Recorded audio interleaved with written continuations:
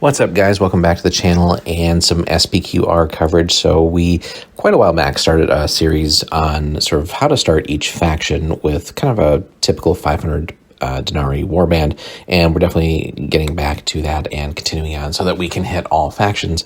So today we're going to take a look at Britain and how to create a basic but effective 500 point or 500 Denarii Warband, and some of the thoughts that went behind why the list is the way it is and what it is intended to do. So we'll first transition into some of the unit and other special rules that come into play for this, and that is how the list was influenced. So we'll transition here to the very next thing. So next up, the focus is how to make the most use of this list, and so our focus here is on aggressive gameplay and utilizing our weight of numbers, as Britain, along with Gaul and Germania, really is sort of the horde faction for the game, and they will have some similarities in how we're going to approach starting off with them. So again, we want to, for this list, get very aggressive, smash the opponent in the face, and hopefully win just outright after sort of a decisive combat, and not give them time to do much and sort of disrupt their plans. All right, so our primary focus here is going to be on how we can deliver our large warrior unit and get the most out of them. So some of the special rules that will come into play, and this is for just anything in the game, taking advantage of the large unit special rule, which means we have to have at least 10 or more models, which could include heroes as well, in a unit, and it grants us a +1 bonus to melee checks, which can stack with other effects, and also a +1 bonus to will to fight checks, in other words, keeping us in the fight longer, hopefully without losing any additional numbers. And by having a large unit for the warriors, that will grant them several other things. So it'll give us strength in numbers, which is a +1 bonus to bravery as long as we stay 10 or more, and as well as wild charge, which was going to net us 10 extra melee dice on a charge, which is already pretty formidable if we can deliver the full unit of 15. So maximum 25 dice, which is pretty sweet. Now we are going to go with the Skyclad route because we really want to just stack the offensive firepower of the unit, which means we're not going to be so good on armor, as in there is no armor, and we're going to have to rely on our large shield to mitigate incoming damage. But by forfeiting armor, we gain another +1 bonus to melee checks. So as long as we have 10 or more models, we're hitting on +4, in other words, hitting on 2s, which is phenomenal. So melee +4 is super, super good, as long as we keep the numbers up. And again, as long as we can get the charge off as well, in addition to the 10 extra dice, anytime any unit in the game charges, it adds lethal 1 to the attacks, which means that we're going to cause a -1 penalty to the opponent's armor saves, which is great for opposing units that don't have much armor, or, virtually none. We should just blow right through them. But even the more moderately or heavily armed units, it's going to open us up to just land that much more damage. And really, with us hitting on 2s, unless the dice are catastrophically bad, we really should be causing all kinds of damage on a charge, and hopefully dropping any opposing units below 10 just for any special rules that they might have that are similar to ours. So crucial to get the charge off. All right, so on to the hero that we've chosen. We want to keep it pretty bare bones and just use any spare points to maximize the model count for the list. So very basic here. So we decided to pick up a large shield and leather armor just for a little bit of defense without slowing us down, because again, heavier armor gives you a -1 to your move, and we don't want to impact the ability, if we pair this guy with the warrior unit, to slow that unit down in any way, shape, or form. So, just keeping things nice and basic here. And then giving him an axe. You could go with a sword, certainly that's a possibility, but going with the axe for lethal 1, just built in, so that way if we do get a charge, it's actually lethal 2. But again, it all depends also on how you want to allocate any talents and things like that for a starting hero, and depending on how you go about distributing your initial starting stats.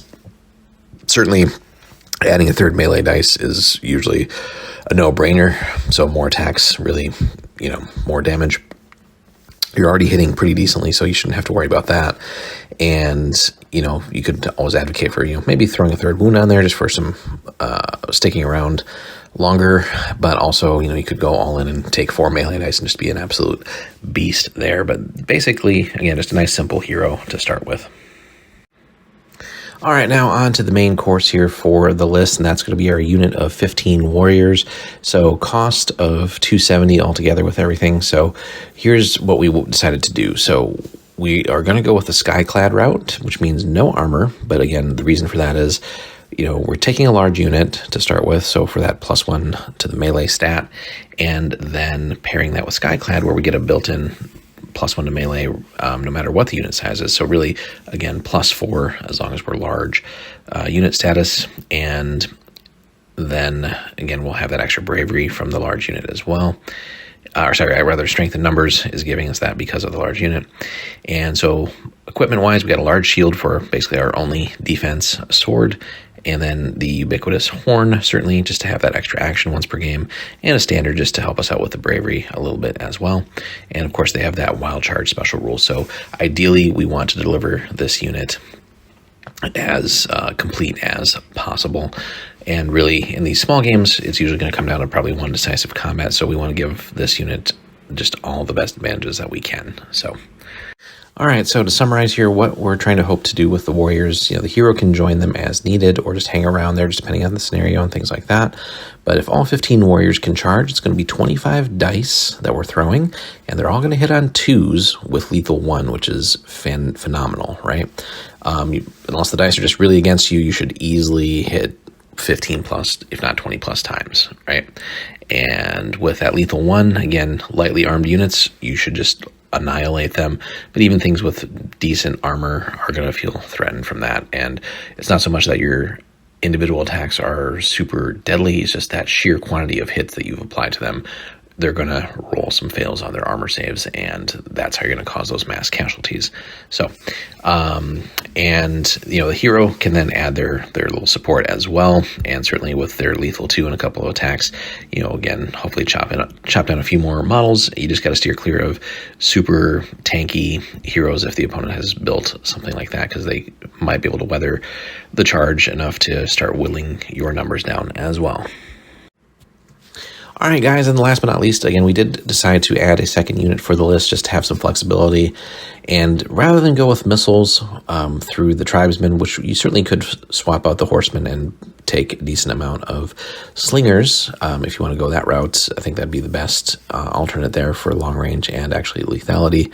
But we wanted to have another melee unit kind of go all in on that. And the horsemen can also fly across the battlefield to reach opposing units and either take objectives, contest objectives, get them off of objectives, and certainly mop up squishier units. So if they're running a lot of small units, 6 horsemen will be more than enough to deal with things. So they have a melee +2, so they're going to be pretty solid in combat. And then we picked up a little bit of extra armor. So we got a small shield, leather armor, gives us armor +2. Wounds 2 because of the cavalry, and then they have a sword. We added a short spear for everybody just to have that extra bonus of that. It gives us reach, which, if the opponent doesn't have that, we have some advantages there. Of course, the ubiquitous horn, again, just for that extra move potentially, or extra action really once per game. But again, just being able to fly across the field is going to be great. And then a standard just to help us out with our bravery, because for these guys, it's only a +1. And then they also come with hit and run, which is great as well. So it just gives us a lot of neat flexibility, and really, against opponents who maybe can be fooled or overcommit to dealing with these guys, they can be a nuisance while, taking attention away from the warriors, which, if the opponent hasn't felt a charge of a warrior unit as we've kitted it out, they will learn to respect that and probably tend to focus more on that. But again, the horsemen can do a lot of things here. They're not, they're far from the best cavalry in the game, but they can do just enough with what they have here to be pretty effective.